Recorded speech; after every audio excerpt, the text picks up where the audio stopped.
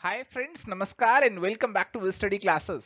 So my dear friends, अगर आप prepare कर रहे हैं यूपी टीजीटी कॉमर्स 2022 एग्जामिनेशन के लिए, सो माय डियर फ्रेंड्स, ये वीडियो आपके लिए बहुत इंपॉर्टेंट है क्योंकि यहाँ पे हम हमारा जो सिलेबस है उसको डीकोड करने वाले हैं और आपको बताने वाले हैं कि आपके सिलेबस में क्या क्या टॉपिक्स आपको पढ़ने हैं।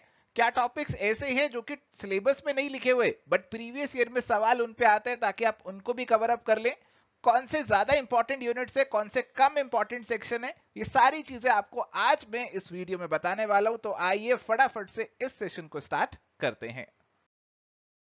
तो चलिए, अगर मैं बात करूं हमारे सिलेबस की, तो यहां इस सिलेबस को हम तीन सेक्शन में बांट सकते हैं, सेक्शन ए, सेक्शन बी और सेक्शन सी।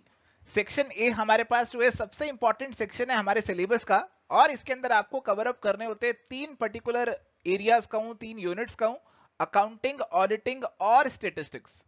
सेकेंड सेक्शन हमारे सिलेबस का है बिजनेस ऑर्गेनाइजेशन और बिजनेस मैनेजमेंट का।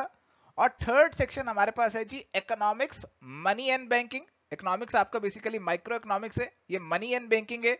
और फिर है जी आपका इंडियन इकोनॉमी से जुड़ी हुई बेसिक बातें। तो एक ये बेसिक क्लैरिटी आपको होनी चाहिए कि आपके सिलेबस में क्या क्या टॉपिक्स हैं, ताकि अगर आप कुछ भी पढ़ाई कर रहे हैं तो you should be able to relate कि हाँ, ये मेरे सिलेबस से कैसे जुड़ा हुआ है। इसमें सबसे इंपॉर्टेंट टॉपिक की अगर मैं बात करूं, सबसे इंपॉर्टेंट यूनिट की अगर मैं बात करूं, तो वो हमारे पास अकाउंटिंग वाला है। और सबसे कम इंपॉर्टेंट, जिसमें से सबसे कम सवाल आपको दिखेंगे, वो हमारे पास इंडियन इकोनॉमी है। बट आई वुड रिकमेंड कि आप सभी को अच्छे से थॉरोली प्रिपेयर करके जाएं। तो आइए जी डिस्कशन करते हैं सिलेबस के ऊपर। और यहां पे सिलेबस के अंदर जो सबसे पहला कंपोनेंट है और सबसे इंपॉर्टेंट कंपोनेंट है, वो हमारे पास है अकाउंटिंग का। तो ये सिलेबस भी हमारे पास जैसे पीजीटी कॉमर्स का सिलेबस है, इसे हम तीन पार्ट्स में, तीन सेक्शंस में बांट सकते हैं। और हर एक सेक्शन में हमारे पास फर्दर अलग अलग टॉपिक्स आते हैं। तो पहला हमारा जो सेक्शन है, उसमें जो पहला टॉपिक और सबसे ज्यादा सवाल एग्जामिनेशन में इसी से आते हैं, ये है अकाउंटिंग का। तो अकाउंटिंग के अंदर आपको बेसिक चीजें पढ़नी है। आपको मीनिंग, ऑब्जेक्टिव, बुक कीपिंग के बारे में, डबल एंट्री सिस्टम के बारे में, general ledger, trial balance, rectification of errors, final accounts, adjustment entries, partnership accounts के बारे में आपको डिटेल में पढ़ना है, क्योंकि यहां से बहुत से सवाल आते हैं। कंपनी अकाउंट्स के ऊपर भी आपको बहुत से सवाल एग्जामिनेशन में देखने को मिल जाएंगे। इसके अलावा नॉट फॉर प्रॉफिट ऑर्गेनाइजेशन, इसके ऊपर भी कुछ सवाल पेपर में आते हैं।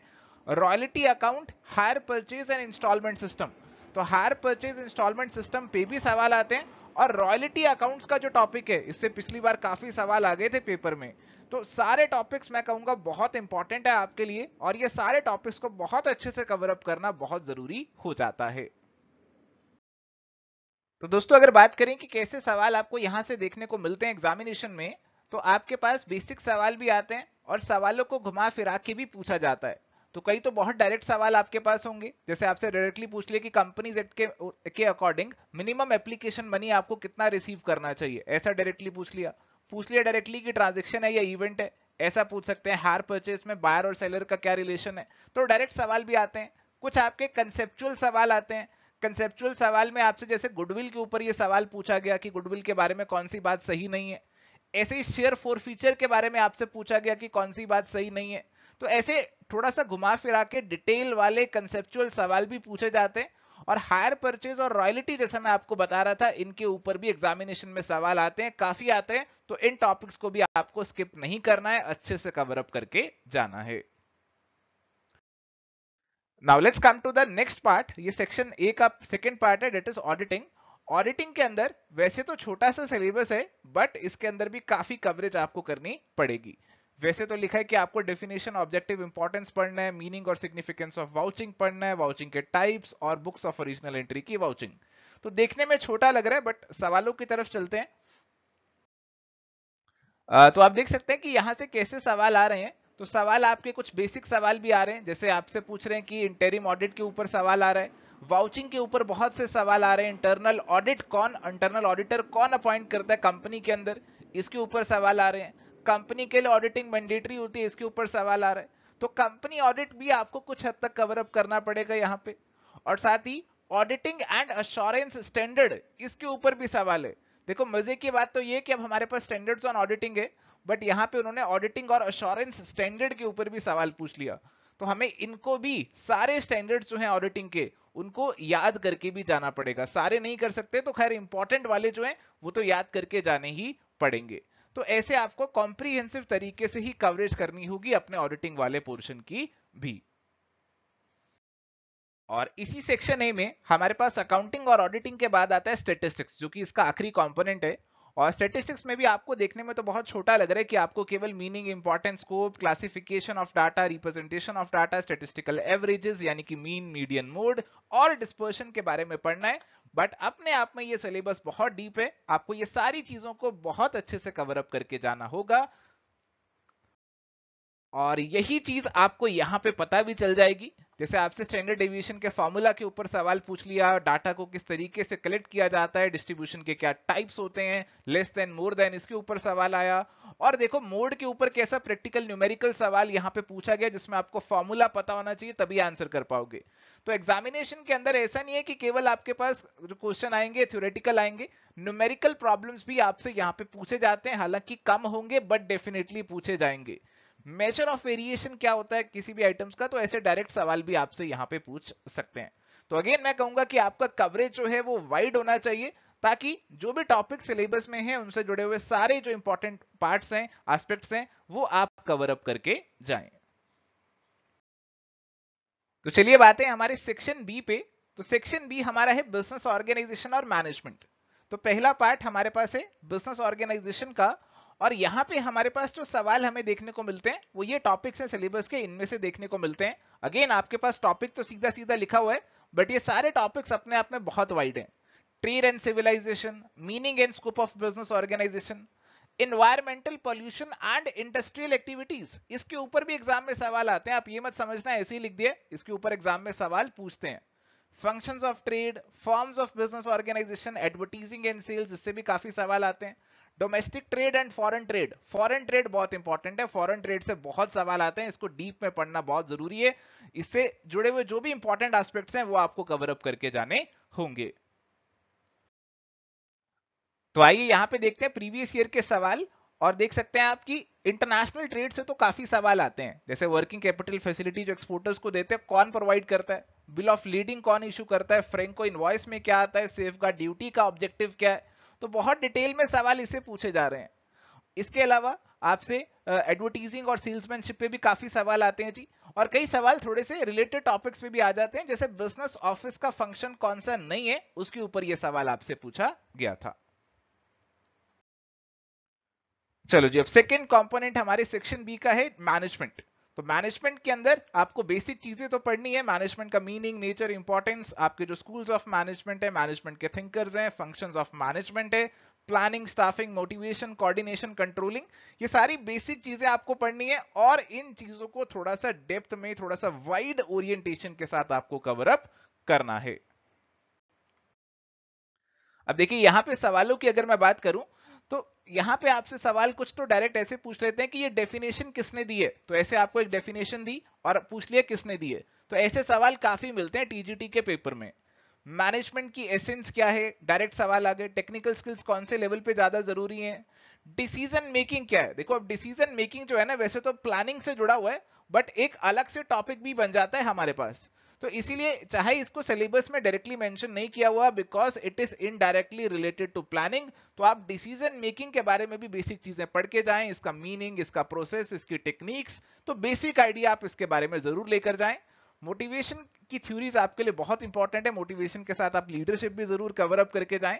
तो जहां पे मैस्लो के ऊपर सवाल आया, तो ऐसे आपके पास सवाल आ सकते हैं जिसमें आपको अरेंज करने के लिए भी बोला जा सकता है, स्टेप्स को अरेंज करके बताइए, ऐसा सवाल भी आपको एग्जाम में पूछ सकते हैं। तो जरूरी नहीं है कि सारे सवाल एकदम सीधे डायरेक्ट आएंगे, कुछ सवाल आपके पास लंबे हो सकते हैं, घुमा फिरा के भी हो सकते हैं। चलिए बात है हमारे सेक्शन नंबर सी पे। सेक्शन नंबर सी हमारे पास है इकोनॉमिक्स का। तो इकोनॉमिक्स का जो कंपोनेंट है, आपको थोड़े से ज्यादा टॉपिक्स यहाँ पे दिख रहे होंगे कंपैरेटिवली, तो आइए देख लेते हैं क्या टॉपिक्स हैं यहाँ पे। सबसे पहले तो इकोनॉमिक्स की बेसिक चीजें, इसका मीनिंग, स्कोप, कंजम्पशन वाला component, marginal utility, total utility, law of diminishing marginal utility, ये आपको पढ़ना है जी। Law of demand, elasticity of demand, factors of the production के बारे में पढ़ना है, लॉ ऑफ रिटर्न के बारे में पढ़ना है, theories of the population, population को लेकर बहुत सी थ्योरीज है, माल्थस की थ्योरी यहाँ पे बहुत एक पॉपुलर थ्योरी है और इसके ऊपर एग्जामिनेशन में हर बार सवाल आता है, तो ये पढ़ के जानी है। मार्केट के जो हमारे पास अलग अलग टाइप्स हैं, और यहाँ पे परफेक्ट कंपटीशन और मोनोपोली पे स्पेसिफिक एम्फेसिस दिया गया कि प्राइस डिस्क्रिमिनेशन यहाँ पे कैसे होता है वो आपको पढ़ना चाहिए, और थ्योरी ऑफ द डिस्ट्रीब्यूशन और थ्योरी ऑफ मार्जिनल प्रोडक्टिविटी ये भी आपको यहाँ पे इंक्लूड किए गए हैं। तो माइक्रो इकोनॉमिक्स के काफी सारे टॉपिक्स यहाँ पे इंक्लूड किए गए हैं जो कि आपको कवर अप करके जाने होंगे। और अगर सवालों की बात करें तो आप यहां पे देख सकते हैं कि सवाल आपके पास अलग अलग टॉपिक से पूछे जाते हैं। यहां पे लॉ ऑफ डिमांड के ऊपर सवाल होगा, इलास्टिसिटी ऑफ डिमांड के ऊपर, लॉ ऑफ वेरिएबल प्रोपोर्शन के ऊपर, डिस्ट्रीब्यूशन के ऊपर सवाल है, परफेक्ट कंपटीशन के अंदर सवाल है। तो आपको ये सारे सिलेबस के जो कंपोनेंट्स हैं उनको बहुत अच्छे से कवर अप करके जाना है, क्योंकि ये जो examination it is very competitive और आपका जो सिलेक्शन है it is solely going to be on the basis of marks that you score. तो आपकी कोशिश होनी चाहिए कि आपका स्कोर यहाँ पे ज्यादा से ज्यादा है, मैक्सिमम स्कोर आपका है, ताकि आप टॉप रैंक यहाँ पे अटेन कर सकें। चलिए अब इसी सेक्शन सी के अंदर हमारे पास जो फाइनल कंपोनेंट है सिलेबस का that is money and banking and Indian economy. तो मनी एंड बैंकिंग यहाँ पे आपको मनी की डेफिनेशन, स्कोप और functions, importance of money, Gresham's law बहुत इंपॉर्टेंट है, हर बार एग्जामिनेशन में सवाल आपको मिल ही जाएगा यहां से, quantity theory of the money, change in the value of the money, banks के हमारे फंक्शन और उनके type, principles of commercial banks, functions of RBI, ये सारी चीजें आपको यहां पे कवर अप करके जानी है। इंडियन इकोनॉमी की बात करें तो यहां से देखो इतने ज्यादा सवाल एग्जामिनेशन में आते नहीं है, बट फिर भी बेसिक चीजें आप जरूर कवर अप करके जाना। इंडियन इकोनॉमी से जुड़ी हुई basic characteristics, population, agriculture, foreign trade, ये कंपोनेंट आपका फॉरेन ट्रेड वाला तो खैर बिजनेस ऑर्गेनाइजेशन में भी कवर हो ही जाएगा। तो ये सारी चीजें सिलेबस में इंक्लूड की गई है। मनी एंड बैंकिंग कंपैरेटिवली ज्यादा इंपॉर्टेंट है as compare to Indian economy. अब देखो जी यहाँ पे अगर मैं सवालों की बात करूं तो सवाल आप देख सकते हैं कि मनी और बैंकिंग से कैसे सवाल आ रहे हैं। बैंक्स के ऊपर तो सवाल आते हैं, जो हमारी क्वांटिटेटिव और क्वालिटेटिव टेक्निक्स होती है क्रेडिट कंट्रोल की, उसके ऊपर सवाल है। बैंक रेट क्या होता है जी, ऐसा सवाल पूछा गया। मनी की डेफिनेशन दे दी और बोला ये डेफिनेशन किसने दी। तो ऐसे सवाल तो बहुत सारे आते हैं टीजीटी के पेपर में। तो जितनी भी डेफिनेशन है उनकी तो मैं कहूंगा एक लिस्ट बना लेना, एक पेपर पे नोट डाउन कर लेना, ताकि पेपर से पहले आप रिवाइज करके उनको जा सको। माल्थस की जो पॉपुलेशन की थ्योरी है हर बार सवाल आता है उससे, तो पढ़ के जाना है आपने भी। ग्रीशम लॉ के ऊपर हर बार सवाल आता है, जैसे मैं आपको बता रहा था। तो ये बहुत बहुत इंपॉर्टेंट है आपके लिए, छोटा सा टॉपिक है बट बहुत इंपॉर्टेंट है, हर बार सवाल आता है, तो इसे भी अच्छे से कवर अप करके आपने जाना है। सो माय डियर फ्रेंड्स, अगर आप यूपी पीजीटी टीजीटी कॉमर्स की प्रिपरेशन कर रहे हैं और अगर आपको लग रहा है ये सारे टॉपिक्स कॉम्प्रिहेंसिव तरीके से कैसे कवर अप होंगे, तो आप एवर स्टडी क्लासेस का ये कोर्स भी चेकआउट कर सकते हैं, जिसमें आपको बहुत डिटेल में कॉम्प्रिहेंसिव तरीके से पूरा कवरेज मिल जाएगा। आपके सारे टॉपिक्स कवर हो जाएंगे पीजीटी और टीजीटी कॉमर्स के सिलेबस की। इसके अंदर आपको video classes, PDF notes, MCQs, सब कुछ चीजें मिलने वाली हैं, और एक स्पेशल बोनस भी मिलेगा, जो कि ये सॉल्व्ड पीजीटी पेपर्स यूपी के साथ साथ बाकी स्टेट्स के पेपर भी आपको मिलने वाले हैं। DSSP के हरियाणा, राजस्थान, हिमाचल, इसके साथ साथ केवीएस, एनवीएस, ये सारे पीजीटी के जो पेपर्स हुए हैं पिछले कुछ सालों में, ये सारे सॉल्व्ड पेपर विद एक्सप्लेनेशन इस कोर्स के अंदर प्रोवाइड होने वाले हैं। और आप इस कोर्स को एनरोल कर सकते हैं 25% of early bird offer avail करके। प्रोमो कोड आपको अप्लाई करना है early 25, which is only going to be valid for a very limited period of time. तो अगर आप इसके लिए इंटरेस्टेड है तो you should definitely go for it. So thank you my dear friends. एक बहुत ही क्विक डिस्कशन था जहां पे हमने सिलेबस को डिस्कस किया, यूपी टीजीटी कॉमर्स के सिलेबस को डिस्कस किया, और साथ ही साथ ये देखा कि कैसे सवाल उन टॉपिक से हमारे पेपर में पूछे जाते हैं। तो उम्मीद करता हूं आपको ज्यादा क्लैरिटी मिली है कि आपको किस तरीके से सिलेबस को कवर अप करना है, कैसे सवाल एग्जामिनेशन में पूछे जाते हैं, और अब बेहतर तरीके से आप इस एग्जामिनेशन की प्रिपरेशन कर पाएंगे। So this is it for today. Thank you, bye, take care, all the best.